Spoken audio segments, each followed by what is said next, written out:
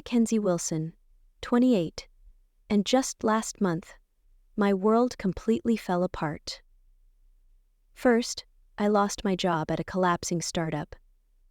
But nothing, not the stress, not the panic, prepared me for what happened next.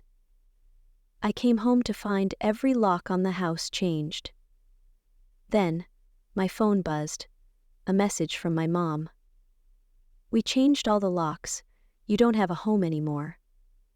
Tears welled up as I stared at the screen. Typed back, "How funny, how brave they think they are." Our relationship had always been complicated, but this crossed a line I never imagined they'd dare.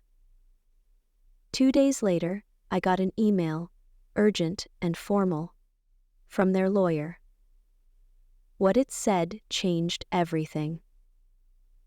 Before I continue, tell me where you're watching from, and hit subscribe if you're ready to follow this wild ride. I grew up in Oakwood Heights, a quiet, middle-class suburb just outside Boston. From the outside, my childhood looked like a postcard. A 2-story colonial house, manicured lawn, white picket fence. It could have been plucked from a real estate brochure. But behind those perfect shutters, Patricia and Robert Wilson ran our house like a military base. From as far back as I can remember, everything had to follow their schedule. Mondays were piano, Tuesdays were swim team, Wednesdays tutoring. My dad reviewed my report cards with a red pen, circling any grade lower than an A. "Mackenzie, excellence isn't optional in this family," he'd say, sliding a B+ math test back across the table with a sigh. My younger brother, Trevor, fit their mold perfectly. Years younger than me, but always the star. He followed every rule: National Honor Society, debate team captain, straight into my dad's alma mater. Trevor was the golden child. Me? I was born with questions. "Why do I need calculus if I want to be a writer?" I'd ask. My mom would shoot back, "Because Wilsons become doctors or lawyers, not starving artists." End of discussion.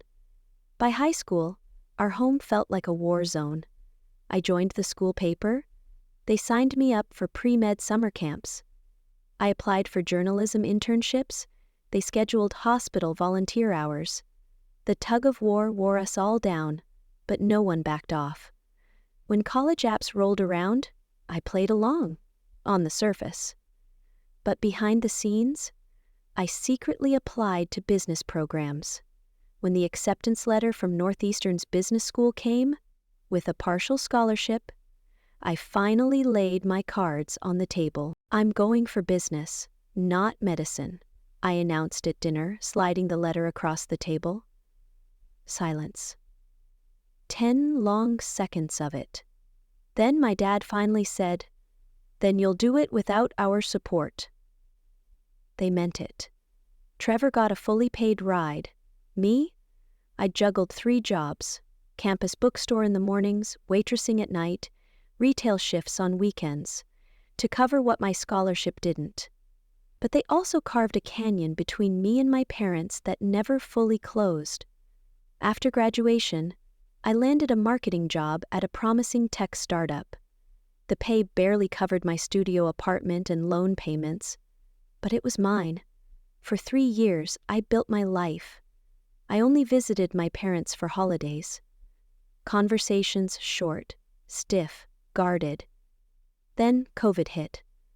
Our startup lost funding, shrank, and eventually shut down. The job market froze. After 2 months of rejections and draining my savings, I had no choice. I asked to move back home. Just for 6 months, I promised. Reluctantly, they cleared out Trevor's old room. From day one, it was a nightmare. Same rules as when I was 16. Curfews, chore charts, mandatory family dinners. My mom casually reminded me, often, that I could still apply to med school. "It's not too late at your age," she'd say. Every rejection email I got became fuel for their fire. "Marketing? In this economy?" my dad would sneer. You could have been halfway through a medical residency by now." By this point, tensions in the house had reached a breaking point. What was supposed to be a 6-month stay had turned into a constant source of conflict. Whatever I could contribute, small payments from the occasional freelance gig, was brushed off as inadequate. My job search was seen as scattered. Every interview, for a role they thought was beneath a Wilson, was met with cold silence or subtle judgment. Then came the moment that broke me. After 5 rounds of interviews, I learned I didn't get the job at a digital marketing agency. I was the runner-up, second choice. I found out while sitting at the kitchen table, checking my email. I could barely hold back tears. "Maybe this is a sign," my mother said, barely looking up. "Your grandmother would be so disappointed to see you like this." That comment lit a fuse. My grandmother, her own mother, had been my biggest supporter. Before she passed 3 years ago, she used to slip me checks during college, always whispering, "Follow your passion, Mackenzie." She believed in me when no one else did. "Don't you dare speak for Grandma," I snapped. She was the only one who ever supported me for who I am. What followed was the worst argument we'd ever had. Words like ungrateful, failure, and disappointment were thrown like knives. I accused them of never loving me, only the version of me they tried to force into existence. They called me entitled and delusional. I stormed out and spent the night at my friend Allison's place, trying to clear my head. The next morning, I had a job interview across town. Not my dream job, but something steady, something to help me rebuild. On my way there, I texted my mom, "I'll be back this evening, let's talk calmly." I had no idea that by the time evening came, I wouldn't have a home to return to. The interview actually went well. The role was for a content marketing manager at a small, stable company. It didn't have the energy or perks of the startup world, but it offered a solid paycheck and benefit. Walking back to my car, I felt something I hadn't in weeks. Hope. On the drive back, I rehearsed what I'd say when I got home. "Let's start fresh. I think this job might work out. And I'm grateful, really, for the roof over my head while I've been figuring things out." It was a little after 4:30 p.m. when I pulled into the driveway. Everything looked exactly the same. The hedges trimmed, my mom's garden gnomes in their usual spots, the American flag by the door waving gently in the breeze. All normal. Until I tried the front door. My key slid in, but it wouldn't turn. Weird, I thought. I jiggled it, tried again. Nothing. I knocked. "Mom? Dad? The lock's stuck." No answer. I walked around to the kitchen side door, the one we used the most. Same thing. Key wouldn't turn. That's when the cold panic set in. I rushed to the back door. Same result. No entry. Standing on the back patio, I pulled out my phone and called my mom. Voicemail. Called my dad. Voicemail. Finally, I called my brother Trevor, who lived a couple hours away in New York. "Trevor, hey. Something's weird. I can't get into the house, and no one's answering." There was a long pause on the line. Then he said quietly, "Mac? I think you should check your texts." My stomach dropped. I pulled the phone away from my ear. There it was, a new message from my mother, received during the call. Hands trembling, I opened it. "We changed all the locks. You don't have a home anymore. After last night, we've decided it's time for you to figure your life out on your own. Your things will be boxed up and available for pickup Saturday. We'll be out. Everything must be gone by 5 p.m. I just stood there, staring at the screen. The ground felt like it was shifting under me. They'd really done it. They changed the locks. while I was at a job interview. The house I had lived in for 6 months, and for 18 years before that, was now off limits to me. Still reeling, I texted back, "How funny, how brave they think they are." Ha ha! The laugh had been pure bravado. Inside, I was unraveling. I immediately redialed both my parents' numbers. Still off, still silent. I looked up at the house.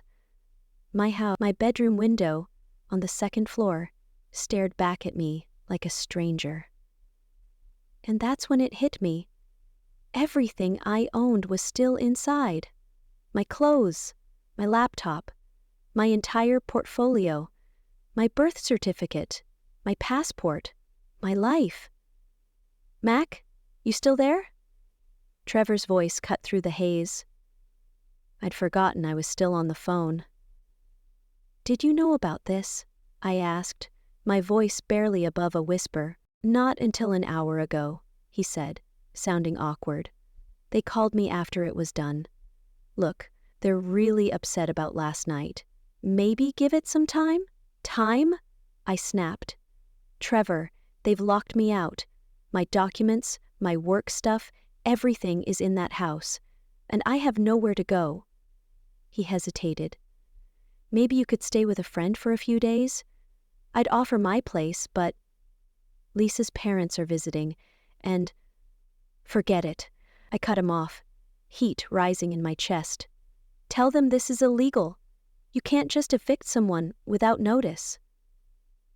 "I'll talk to them," he said weakly. "Just don't do anything that makes it worse, okay?" I hung up. Then I just sat there, staring at the house I'd grown up in. Through the kitchen window, I saw my mom moving around, calm, deliberate, eyes never turning toward the driveway. She knew I was here. They both did. My hands shook as I called Allison, the friend I'd stayed with the night before. "Ollie, I need a huge favor. Can I crash on your couch again? My parents—" my voice cracked. "They changed the locks. They kicked me out." Her outrage was instant, and honestly a relief. "They what? Of course you can stay here. Oh my God, Mac, that's insane." "Do you need me to come get you?" "No, I've got my car. I'll be there in 20. Thank you, seriously." As I started the engine, Mrs. Henderson, our elderly next-door neighbor, approached my window, concern etched into every line on her face. "Mackenzie, dear, is everything all right? I saw you trying the doors." I couldn't meet her eyes. My face burned with humiliation. "They changed the locks, Mrs. Henderson. I'm not welcome anymore." Her expression fell. "Oh, sweetheart, that's not right. Do you have somewhere to go?" "Yeah, a friend's place, but all my stuff is still inside." She reached through the window and gently patted my hand. "I'll keep an eye out. If I see them leave, maybe you can come by and grab what you need." I thanked her quietly, then pulled away from the curb, watching the only home I'd ever known shrink in the rearview mirror. It felt like I was 16 again, powerless, misunderstood, completely alone. That night, curled up on Allison's couch, was the lowest point of my adult life. After she went to bed, I let myself finally break. The betrayal, real, sharp, cut deeper than anything I'd expected. These were the people who were supposed to love me no matter what. Instead, they'd locked me out, literally shut me out of their lives, because I didn't fit the mold they'd designed. At 2 a.m., I scrolled through old family photos, trying to understand where it all fell apart. I had no plan, no backup, and most of what I needed to rebuild was being held hostage behind deadbolts. What I didn't know, what I couldn't have known, was that in just 2 days, an unexpected email would turn everything upside down. The next morning, waking up on Allison's couch, I had a few seconds of peace. Before the reality set in, I wasn't home. I didn't have a home. The comfort of a key, a space that was mine. It had been stripped away overnight. "I made coffee," Allison said, padding into the room in her slippers. Her tiny one-bedroom was cluttered but cozy, full of plants and mismatched throw pillows. "And I called in sick. Figured you could use some company." I blinked hard. "You didn't have to do that." "Well, someone should be on your side." She handed me a mug. "So, what's the plan?" Plan, right. I needed one. First, I tried calling my parents again. Voicemail, both numbers. Again and again. I left messages, first calm, then more desperate. "Mom, Dad, please call me. We need to talk about this. You can't just lock someone out. It's not legal. Please, at least let me get my important documents, my passport, my work laptop." I sent the message, hoping for some basic decency. No response. Around noon, I drove back to the house, hoping to catch them leaving or coming home, desperate for a face-to-face conversation. The driveway was empty, both their cars gone. Then it hit me. It was Wednesday, my mother's standing lunch date with her church friends. My father's weekly golf game. Mrs. Henderson spotted me from her garden and hurried over. "They left about an hour ago," she said. "Your mother had a shopping list in her hand, so I imagine they'll be gone a while." I nodded, staring up at the house. My mind raced. Could I try a window? Call a locksmith? Would that even work? And then what? Break into my own home, only for them to call the police? "Mackenzie," Mrs. Henderson said gently, "your father asked me to give you this." She held out a sealed envelope. I opened it slowly, my stomach turning. Inside was a typed letter. Cold, clinical. "Any attempt to enter the premises without our permission will be considered trespassing. Your belongings will be available for collection on Saturday between 2 o'clock and 5 o'clock p.m., as previously arranged. We expect all items to be removed at that time. No signature, no warmth, just a notice, like something a landlord would tape to a tenant's door." "I don't understand how they can do this," I said, my voice breaking. "That's my home too." Mrs. Henderson shook her head. "I've known your parents for 25 years, and I've never approved of how they treated you. Your grandmother Eleanor would be heartbroken." The mention of my grandmother brought a sharp ache to my chest. She had always been my anchor, the one person in the family who saw me, truly saw me, and loved me anyway. Since she passed 3 years ago, I'd lost my fiercest ally. "Thank you for being kind," I told Mrs. Henderson, grateful for her presence. "At least I know someone's watching the house. I'm worried about my things." "I'll keep an eye out," she promised. "And Mackenzie, this isn't your fault. Don't let them make you think it is." The rest of the day was a blur of logistics, the unglamorous chaos of sudden displacement. I found a coffee shop with free Wi-Fi to search for jobs. I made an appointment at the DMV to replace my license, which was locked inside the house. Then, I called the bank, and that's when the next blow landed. My parents had removed me from the joint account we'd opened when I started college, the one where my freelance checks were still being deposited, the one with my last $847.00. "The primary account holders made the change yesterday afternoon," the representative explained, sounding apologetic. "I'm sorry, but as a secondary holder, you don't have legal access anymore." They hadn't just shut me out. They were severing every lifeline. That evening, while scrolling numbly through Instagram, I saw Trevor's latest post, a smiling family photo around a lasagna, my mother's signature dish. Nothing like Mom's cooking. Blessed, blessed family time. I stared at it for a long moment, then threw my phone across Allison's couch. "They're acting like nothing happened," I said bitterly when she looked up. "Like they didn't just throw their daughter out onto the street, and Trevor's just playing along." Allison retrieved my phone and sighed. "Your brother's always been their puppet. You know that. He could at least acknowledge how wrong this is." "Family loyalty's a weird thing," she said. "Speaking of which, you can stay here through the weekend, but remember, Ethan's moving in on Monday." Of course. Ethan, her boyfriend. They'd been planning this move for months. "Yeah, I'll figure something out," I said, though my voice was thin. The walls were closing in fast. My job hunt was going nowhere. My savings were gone. My belongings were still locked away.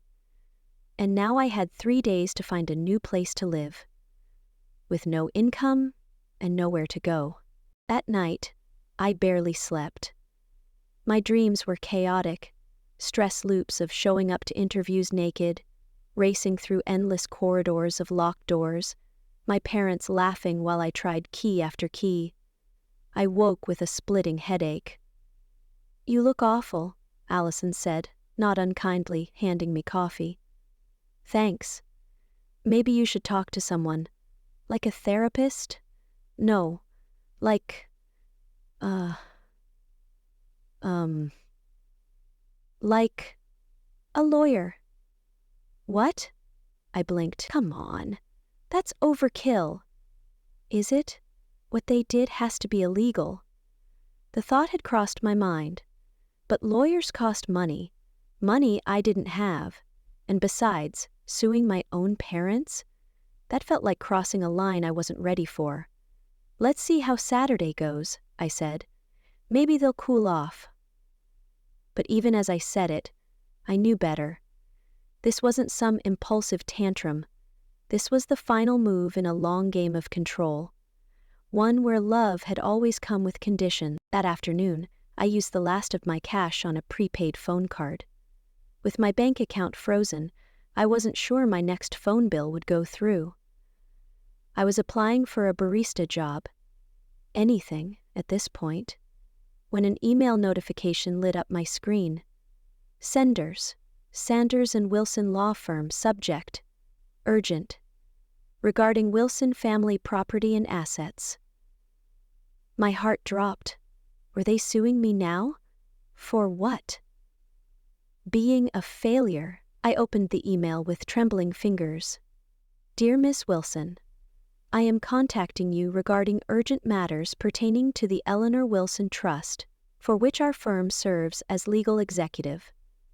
Recent events have necessitated our immediate intervention." I froze. Eleanor Wilson. My grandmother. I kept reading, heart racing. "It has come to our attention that your current residential status has been compromised, which constitutes a direct violation of the terms established in your grandmother's trust. We request an immediate consultation to discuss your legal options." At the bottom was the name, Jonathan Peters, Senior Partner, with a phone number, and a confidentiality notice warning against sharing the email's contents. I read it 3 times, trying to absorb it. My grandmother had a trust, and somehow it was tied to my housing? Legal options? I grabbed my phone and dialed. "Sanders and Wilson, how may I direct your call?" said a polished female voice. "This is Mackenzie Wilson," I said. "I got an email from Jonathan Peters. About my grandmother's trust?" "Moment, Miss Wilson." After a short hold filled with faint classical music, a calm, deep voice came on the line. "Miss Wilson, thank you for calling. I'm Jonathan Peters." I took a breath. "What is this about my grandmother's trust?" "I wasn't aware she had one." "That's precisely why we need to meet," he said. There are confidentiality concerns I can't address over the phone. Could you come to our office tomorrow at 10 o'clock IE? Yes, I can do that. I jotted down the address he gave me. Excellent. And Miss Wilson, please, bring any documentation you have regarding your recent living situation and the circumstances of your departure from the family residence. After I hung up, I sat there frozen, mind racing. My grandmother had always been the rebel in our family, a successful entrepreneur who married late, traveled constantly, and never hesitated to challenge my mother's rigid parenting style. While my parents pushed me toward practical, prestigious careers, Grandma Eleanor was the one who encouraged me to follow my creativity and trust my instincts. Some people need to control others to feel safe, she once told me during one of many difficult times with my parents. True strength is letting people find their own path and being there to catch them if they fall. She passed away 3 years ago, suddenly, from a heart attack. The funeral had been brief, efficient, just the way my mother liked things. I remember being surprised that Grandma's estate seemed to transfer directly to my parents with little fanfare or legal involvement, but I'd been too grief-stricken at the time to question it. Now memories began rushing back. Small things, the pointed remarks Grandma made, the meaningful looks she gave when my parents talked about her assets, her insistence on speaking with me privately in the final years of her life. One day, during what would be our last visit, she held my hands and said, "One day, Mackenzie, you'll understand just how much I believe in you. Promise me, you'll never let them crush your spirit." At the time, I'd chalked it up to grandmotherly love. But what if it had been more than that? That night, I barely slept. My brain spun through every possibility, from a minor inheritance to some massive hidden fortune. A forgotten savings bond? A secret trust fund? Could she have been a silent millionaire? By morning, I was exhausted but determined. I arrived at the Sanders and Wilson office 15 minutes early, painfully aware of the dark circles under my eyes and the wrinkles in my clothes. The building was a sleek, intimidating high-rise in the heart of downtown, its lobby all marble, chrome, and glass. I felt like an intruder. I approached the reception desk and gave my name, trying to project confidence. "Miss Wilson, welcome," the receptionist said warmly. She looked polished and efficient, probably in her 50s. "Mr. Peters is expecting you. 15th floor, suite 1520. The elevator ride gave me a moment to breathe. Whatever this was, I needed to stay composed. Suite 1520 opened into a sophisticated reception area. Leather chairs, muted lighting, tasteful artwork. Before I could check in at the desk, a tall man in a tailored suit stepped out of an interior office. He had silver hair and the calm, contained energy of someone used to high-stakes conversations. "Ms. Wilson," he said, extending a hand. "Jonathan Peters, please, come in." His office was spacious but understated, with large windows overlooking the city and walls lined with law books. He gestured toward the chair opposite his desk. "Thank you for coming on such short notice. I understand you're going through a difficult time." "That's putting it mildly," I replied before catching myself. "Sorry. It's been a rough few days." "Completely understandable." He opened a thick file on his desk. "Miss Wilson, were you aware that your grandmother established a family trust before her death?" "No. I knew she had some assets, but—" "My parents handled everything after she passed." "That's part of the problem," he said, his expression turning serious. "Your grandmother established what's called a conditional trust. The Wilson family home, where you've been living until recently, was placed in that trust, along with a significant portion of her financial assets. Exactly, he said, which is why our firm, acting as the trust's legal executor, was automatically notified. Automatically? I echoed, stunned. Your grandmother was very thorough, he said, his voice softening. The trust includes a monitoring clause. When your access credentials, your keys, failed to open 3 separate entry points in a short span, it triggered a violation alert.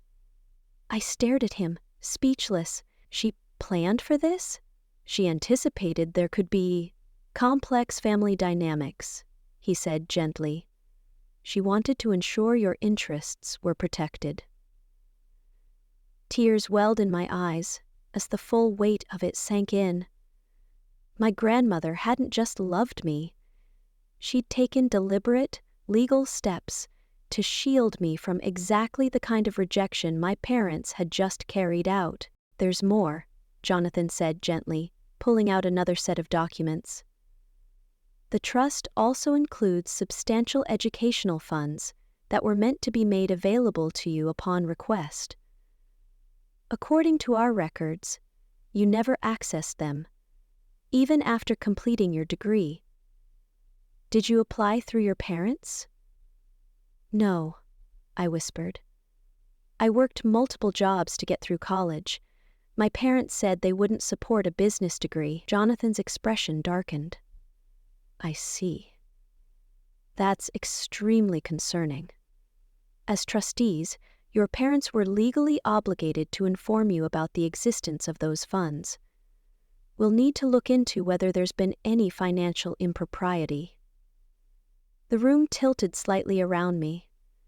It was one thing to be locked out of a house that wasn't legally theirs, but to learn they might have knowingly withheld education funds that were meant for me? What happens now? I asked, barely able to get the words out. You have several options, Jonathan replied, his tone shifting to something more formal, more deliberate. As the trust's beneficiary, you have the right to invoke immediate enforcement of its terms.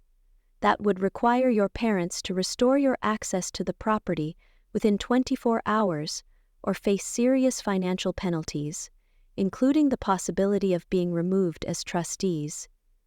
You mean I could force them to let me back in, or have them removed entirely? Yes. He continued. Alternatively, we could negotiate a settlement, one that honors your grandmother's intentions while allowing for a more peaceful outcome. That might include securing separate housing for you, funded by the trust, while allowing your parents to remain in the home under revised terms. I sat there in stunned silence, trying to absorb this sudden, staggering reversal. My entire life, I'd been at my parents' mercy, financially, emotionally, practically. And now, in a twist I never could have foreseen, I held the leverage. I need time to think, I finally said. Of course. He slid a small USB drive across the desk. This contains digital copies of the trust documents. I suggest reviewing them carefully. You need to fully understand your rights before making any decisions. We'll need your response within 3 days. The trust terms require swift action in cases of violation. As I stood to leave, one more question stopped me. Mr. Peters, how did you know they'd locked me out? I get that the key alert was triggered, but how did you know the details? A faint smile touched his lips.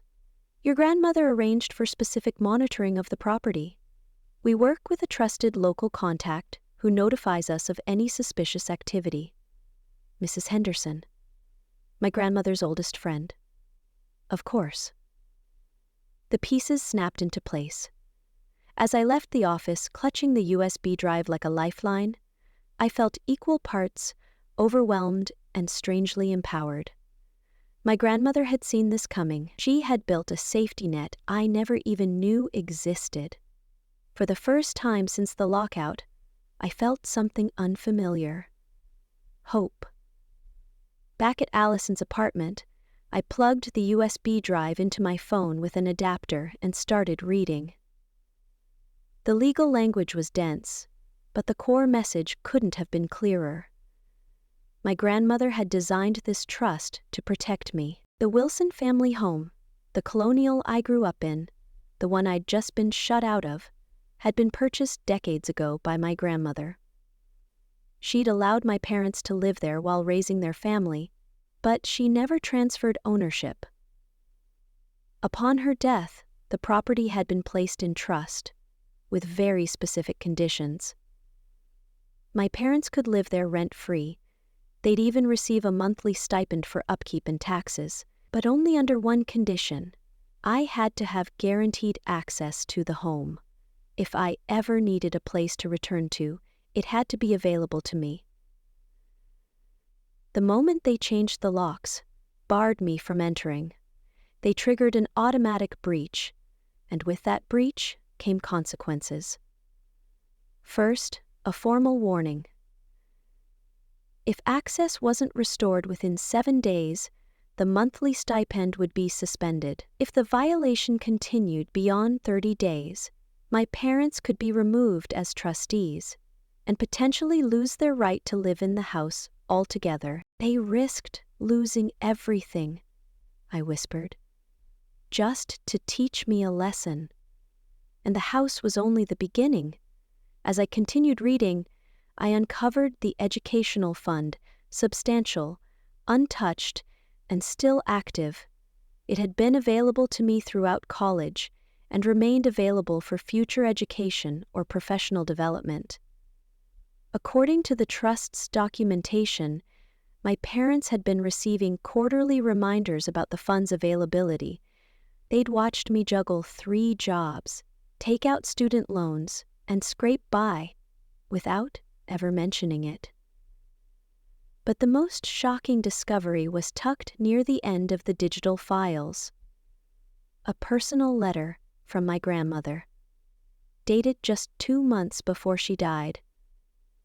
It was addressed directly to me. My dearest Mackenzie, if you're reading this, something has gone wrong.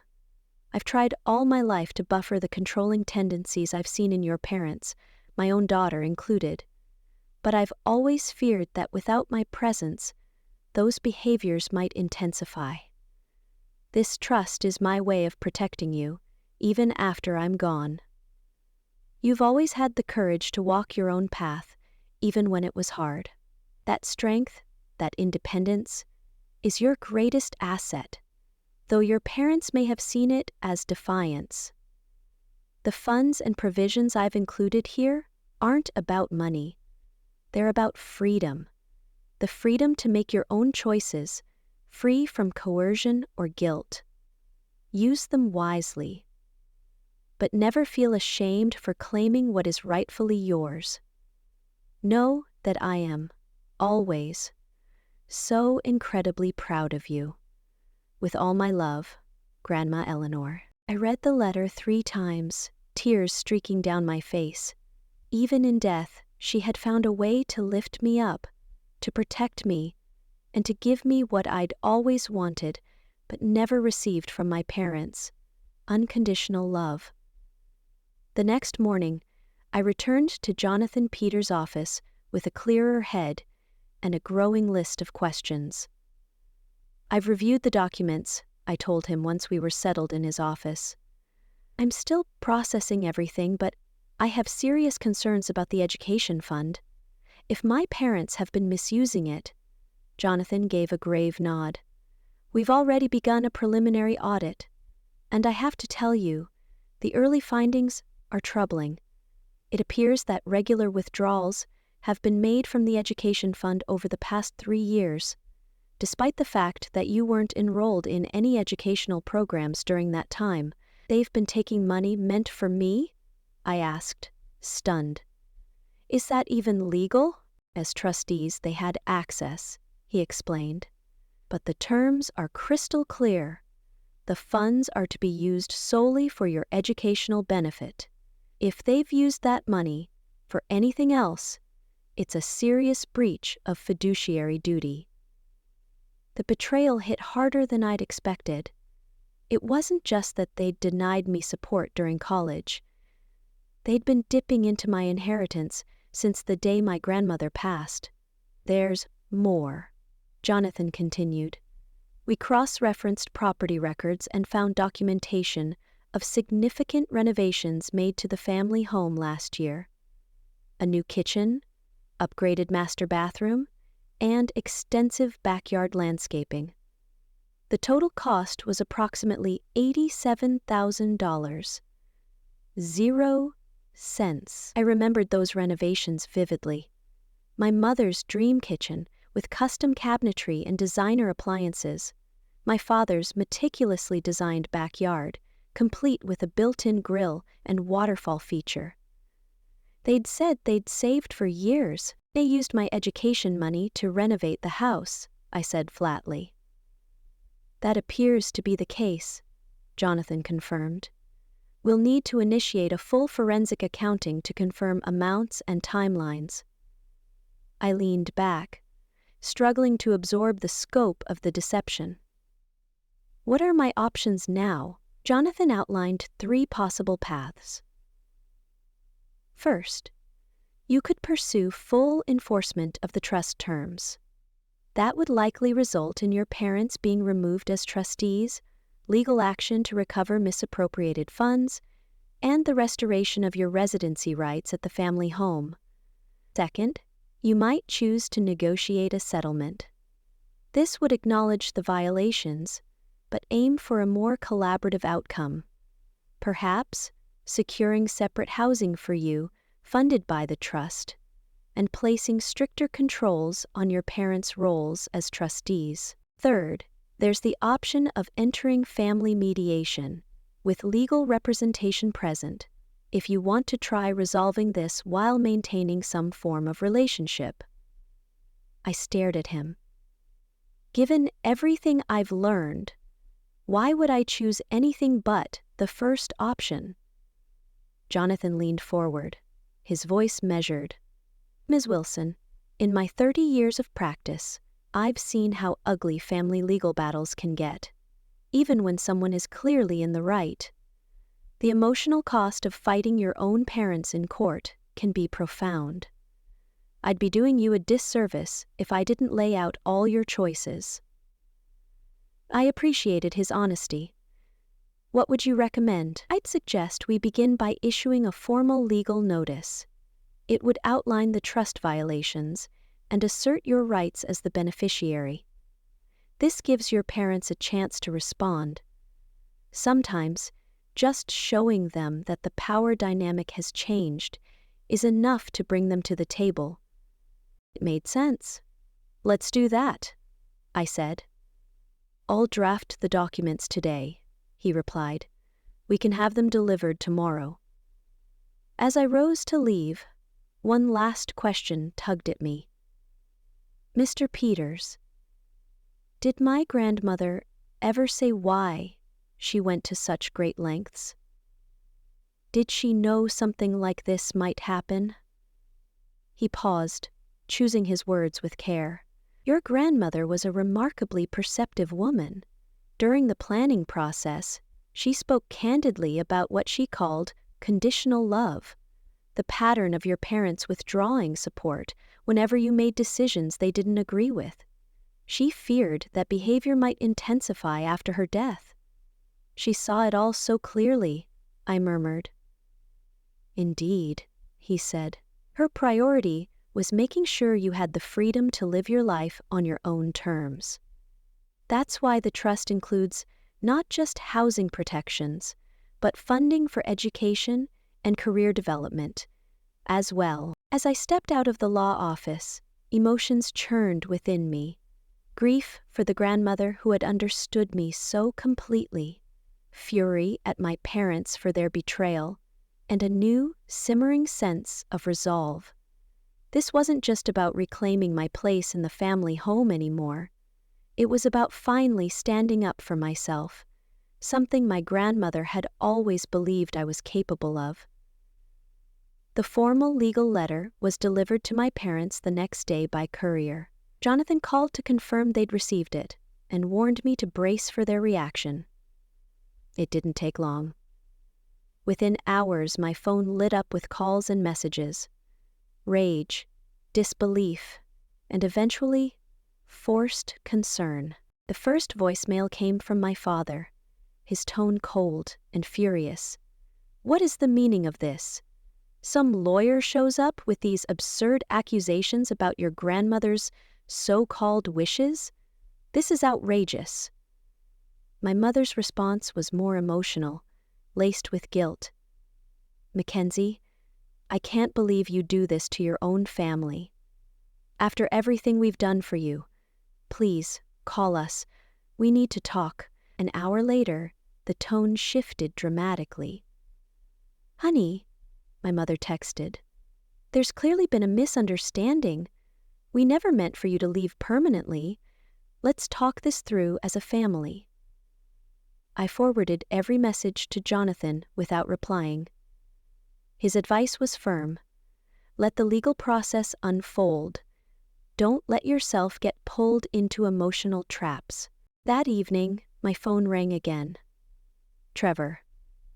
"Mac, what the hell is going on?" he asked. "Mom and Dad are losing it. Something about a trust and lawyers showing up at the house?" "Did they tell you what they did?" I asked quietly. "Locking me out? Stealing my education funds?" There was a long pause on the line. "They said you're twisting things. That Grandma's trust was for the whole family, and you're using it to attack them." I let out a bitter laugh. "Of course they said that. Ask them about the $87,000 0-cents kitchen remodel. Paid for with my education fund." "That can't be right," Trevor said, shaken. "They told me they saved for years." "I have the records, Trevor. Financial statements. Withdrawal logs. They've been stealing from me since Grandma died, just like they've been controlling us both our whole lives." Another silence. "I don't know what to believe right now." "Then come to the meeting. Jonathan's arranging a formal sit-down with everyone. You'll see the evidence for yourself." After I hung up, a strange calm settled over me. For the first time, I wasn't at the mercy of their manipulation. I had truth, legal standing, and the foresight and love of a grandmother who had prepared for this moment long before I ever saw it coming. This wasn't just a fight, it was a reckoning. The meeting was scheduled for the following Tuesday at 10 o'clock a.m. in a neutral conference room at Sanders and Wilson. Jonathan said it would be better to keep things away from emotionally charged spaces. In the days leading up to it, I prepared. Mentally, emotionally, and practically. Jonathan provided a complete financial breakdown of the trust, highlighting clear violations. Over $120,000, 0 cents, misappropriated in just 3 years. Money that should have gone toward my education, career, and well-being. Allison helped me put together an outfit from her own closet. Most of my belongings were still locked in the house. "You need to look like you're in control," she said, handing me a navy blazer and a crisp white blouse, like someone they can't steamroll. The morning of the meeting, I arrived 30 minutes early. My stomach churned, but my resolve held firm. Jonathan met me in the lobby. "Remember," he said as we rode the elevator, "this isn't about punishment. It's about setting boundaries and honoring your grandmother's intentions. You're here to make sure that happens." The conference room felt intimidating. Polished mahogany table, high-backed leather chairs, pitchers of water, notepads at each seat. Jonathan had brought in an associate to take notes, and a financial advisor from the trust's management team. At exactly 10 o'clock a.m., my parents arrived. They weren't alone. Their attorney, Gregory Walsh, my father's golf buddy and longtime family friend, walked in beside them. Trevor trailed behind, his expression uncertain, clearly caught in the middle. The greetings were stiff, formal. My mother tried to hug me, but I stepped back. Professional distance. Her wounded look might once have softened me, but now I saw it clearly for what it was. A tactic. Once everyone was seated, Jonathan opened the meeting. We're here today to address serious concerns regarding the administration of the Eleanor Wilson Trust, he began. Specifically, violations of the residence clause and suspected misappropriation of designated funds. And just like that, the confrontation I had spent my life avoiding had finally begun. My father cut in immediately. This is absurd. Eleanor was my mother-in-law. We had countless conversations about her wishes for the family home. Jonathan remained composed, his voice calm but firm. With all due respect, Mr. Wilson, the legal documents speak for themselves. The trust terms are explicit. Mrs. Mackenzie Wilson has a guaranteed right to reside in the family home whenever needed. He slid printed copies of the relevant trust clauses across the table. Furthermore, he continued, our financial audit has uncovered multiple withdrawals from the education fund, funds used for home renovations and personal expenses rather than for Ms. Wilson's educational benefit as stipulated. My mother had gone pale. My father glanced between Jonathan and his attorney, clearly rattled. Mr. Walsh, their lawyer and longtime family friend, cleared his throat. We acknowledge there may have been some technical violations of the trust terms, he said carefully, but these were minor administrative oversights, not deliberate breaches. Jonathan's response came cool and sharp.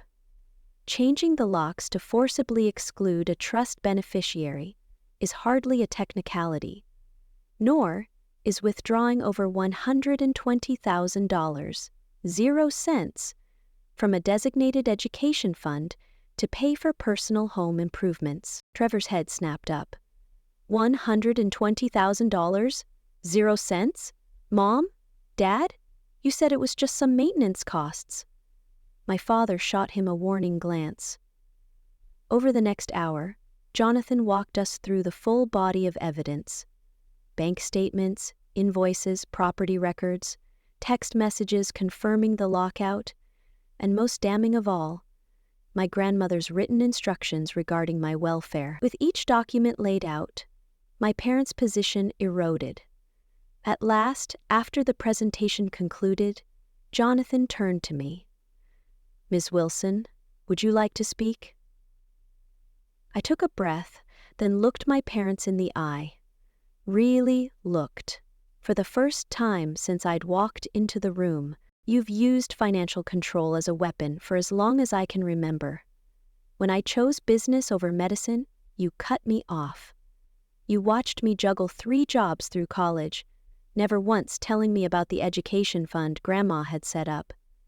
And when I came home during one of the hardest times in my life, you saw an opportunity to reassert control by locking me out. My voice steadied as I went on. But what hurts more than the money is the betrayal. Not just of me, but of Grandma Eleanor. She trusted you to support my independence, even when you didn't agree with my choices. And instead, you violated her trust in every possible way. My mother's eyes filled with tears. We only wanted what was best for you, Mackenzie, she whispered. We've always wanted you to succeed. No, I said firmly. You wanted me to succeed your way. That's not love. That's control. My father, cornered and increasingly agitated, finally exploded. This is how you repay us? By dragging lawyers into it? Your grandmother would be ashamed of what you're doing. Jonathan didn't flinch. Actually, he said calmly, Mrs. Eleanor Wilson anticipated this very scenario. That's why she built enforcement mechanisms into the trust. She even left written documentation expressing concern about your controlling behavior toward Mackenzie." He handed out copies of her letter. As my parents read her words, the anger seemed to drain from them.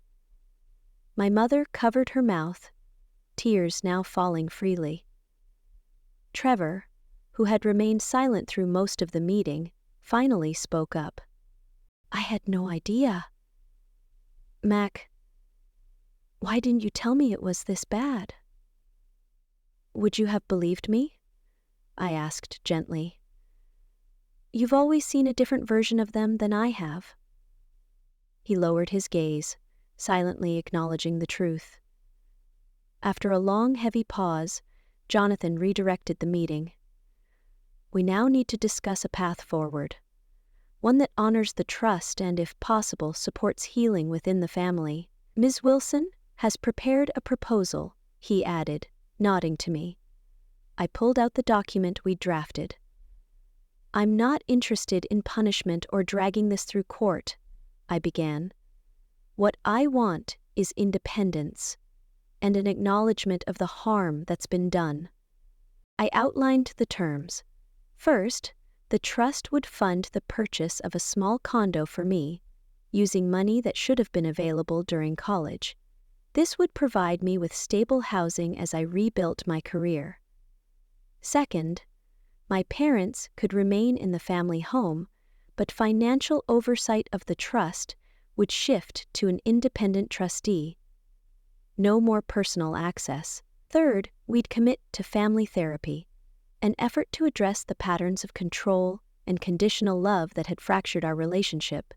"And if we refuse?" my father asked, though his voice had lost much of its fire. Jonathan answered before I could. "Then we initiate formal enforcement of the trust. That would likely include your removal as trustees, legal action to recover misused funds, and a significant reduction in your trust benefits." Mr. Walsh leaned over and whispered to my father, who stiffened, then finally gave a small nod. "We'll need time to review the proposal," Mr. Walsh said, "in full." "Of course," Jonathan replied. "You have 48 hours. After that, we'll move forward as required by the trust." As the meeting wrapped up, my mother approached quietly while my father conferred with their attorney. "Mackenzie," she said softly, "I didn't realize how it all looked from your perspective. It wasn't an apology, not quite, but it was perhaps the closest she could come." "I know, Mom," I said. "That's why I included therapy in the proposal. We need to learn how to talk to each other, without control, without fear." She nodded, eyes glistening, a storm of emotions playing across her face. As the others filed out, Trevor stayed behind to walk with me. "I should have paid more attention," he said quietly. "I knew things were tense, but I didn't know about the money, or how they treated you." "You were the good child in college," I said without resentment. "You never had a reason to see that side of them." "I want to help fix this," Trevor offered. "Whatever happens next," for the first time in days, I felt a flicker of hope. Maybe not all family ties were beyond repair. Maybe some parts could be rebuilt, even if they'd never look the same. 47 hours later, Jonathan called with news. My parents had accepted the proposal. Their only requested changes were minor, slight adjustments to the therapy requirements. The process of securing my new housing would begin immediately, and I was granted full access to the family home to retrieve my belongings, no questions asked. It wasn't the cinematic showdown I'd once imagined. No dramatic speeches, no villains undone in a blaze of justice. It was messier than that, more human, a painful but necessary unraveling of long-standing patterns that had gone unchallenged for decades. As I ended the call, I realized my grandmother had left me something far greater than financial protection.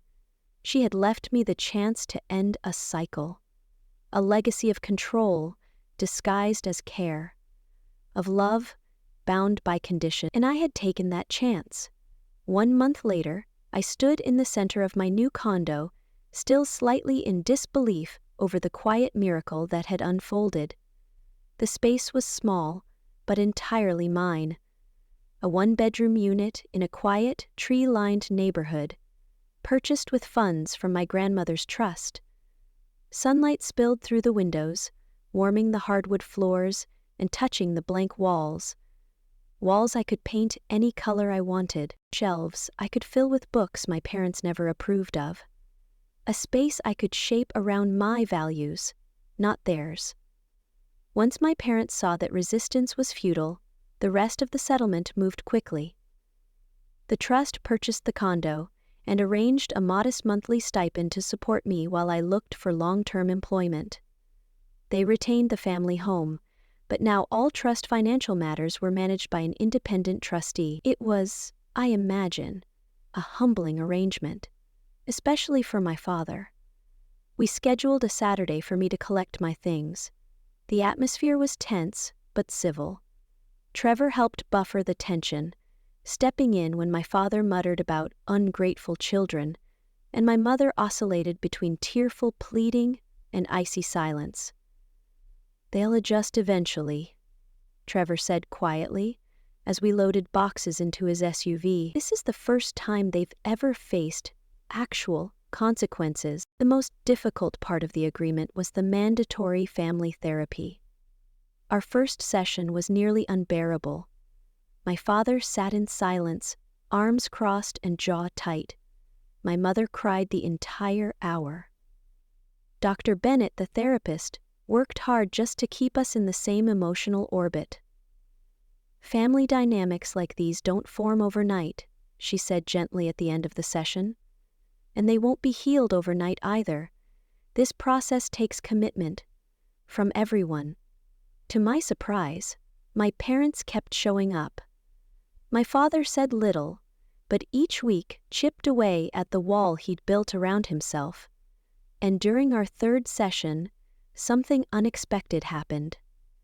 My mother admitted, for the first time, that her parenting had been shaped by her mother's behavior. The very pattern my grandmother Eleanor had worked to break. "Mom could be so critical," she said quietly. "Nothing I did was ever good enough. I promised myself I'd raise successful children, that I'd push them to avoid my mistakes. I thought that meant I was being a good mother. It wasn't an apology. But it was something real. It was the beginning of understanding." Meanwhile, I started individual therapy with Dr. Rivera, a calm, thoughtful woman who specialized in family trauma. "What you're experiencing is a major power shift," she explained during our second session. "For most of your life you were dependent. You sought their approval, their support. Now you have financial stability, and you hold leverage.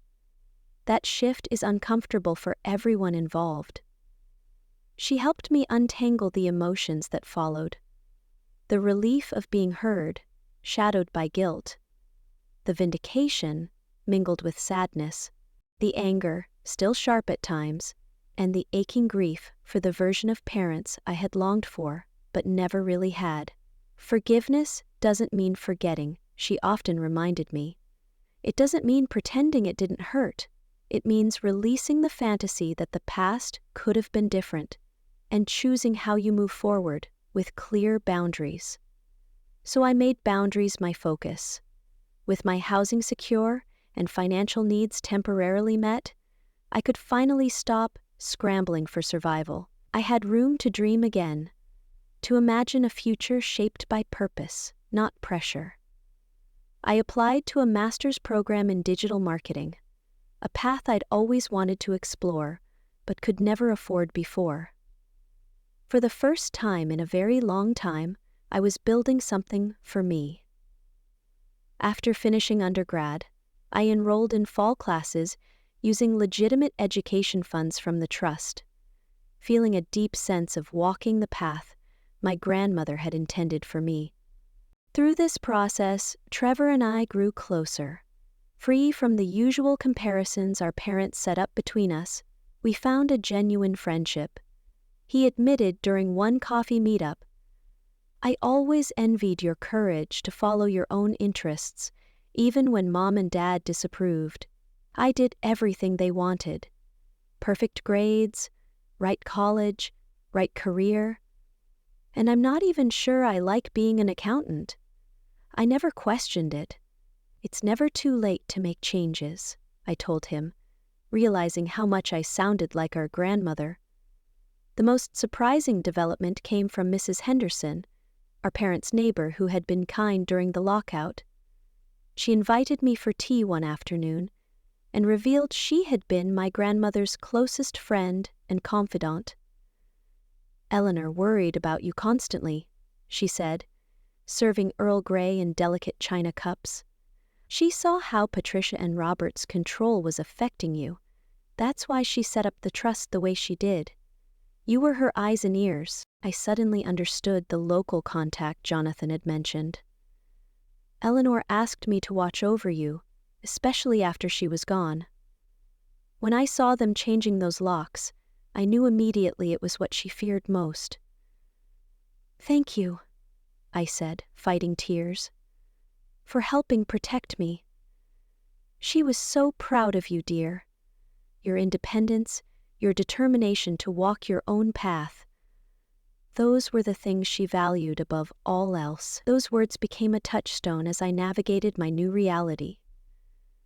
6 months after the settlement, things had settled into a fragile balance. Family therapy continued with slow, steady progress. My parents and I kept a cautious distance. Sunday dinners once a month, brief weekly calls. The raw edges of betrayal were beginning to heal, though our relationship would never be what it once was. And maybe that was for the best. My mother had started individual therapy herself, sometimes sharing insights into her own upbringing that helped me understand, if not excuse, her actions. My father remained resistant, but had stopped actively sabotaging the therapy process. The trust operated as it was meant to. Transparent financial reporting prevented further misuse. I accessed the education funds properly for my master's program, finally experiencing the support my grandmother had always intended. As I prepared for my second semester of graduate school, an unexpected email arrived. A marketing internship with a growing digital agency, perfectly aligned with my studies. I applied right away and was soon invited to interview. On the morning of the interview, I stood before the mirror, professional and confident in a way I hadn't been during those desperate job searches months ago. On my nightstand sat a framed photo of my grandmother, Eleanor. Her wise eyes and subtle smile seeming to approve of the woman I was becoming. I picked up the photo and whispered softly, "You saw it all coming, didn't you? You knew I'd need protection, and you made sure I had it when the time came. I wish you could see that your plan worked." In that quiet moment, I understood the true gift my grandmother had given me. Not just financial security, but the power to break free from generations of control and conditional love. She had built a safety net that let me stand firm in my own truth and create a life based on who I am, not what others expected. As I headed out the door to my interview, I felt her presence with me, along with deep gratitude for her foresight and unconditional love.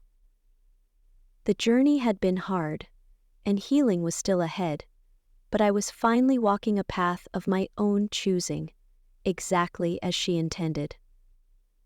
Have you ever had to stand up to family pressure or expectations to follow your own path? I'd love to hear your stories in the comments below. If this story resonated with you, please like and subscribe to follow more of my journey. Sometimes, the family we choose and the boundaries we set are the most important steps toward finding our true selves. Thank you for watching. And remember, you deserve support that doesn't come with strings attached.